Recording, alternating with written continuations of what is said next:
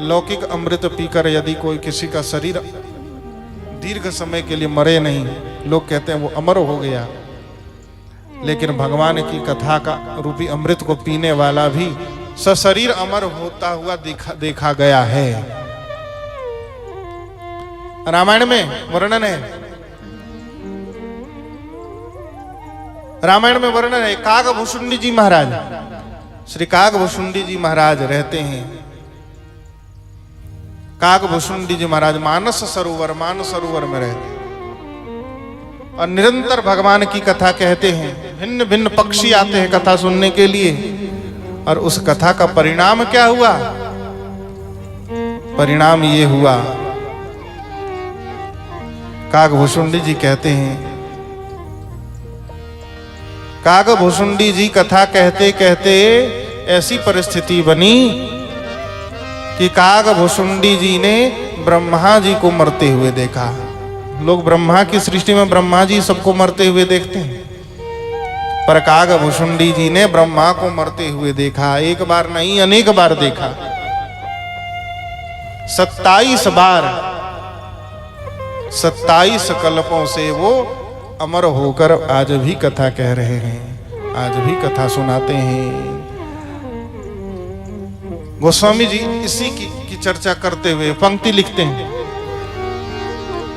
यहाँ बसत मोहि सून हो खगेशा, यहाँ बसत सुनहु खगेशा, यहाँ बसत मोहि सून हो खगेशा, यहाँ बसत सुनहु खगेशा, बीते कल्प 7 अरु 20, बीते कल्प 7 अरु 20, बीते कल्प 7 अरु 20।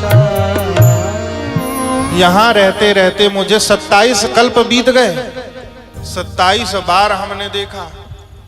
27 कल्पों से जो व्यक्ति जीवित है, राम कथा का प्रभाव, भगवान की कथा का प्रभाव।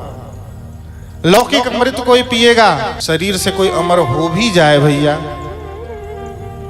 आवश्यकता नहीं कि उसके मन के दुर्गुण मिट जाएं, मन से भय समाप्त हो जाए। अमृत पीने के बाद भी इंद्र आदि देवता निर्भीक नहीं हो पाते। जब कोई असुर का बल बढ़ता है, जब किसी असुर का बल बढ़ता है तो सबसे पहले देवराज इंद्र ही भयभीत होते हैं, अमृत पीने के बाद भी।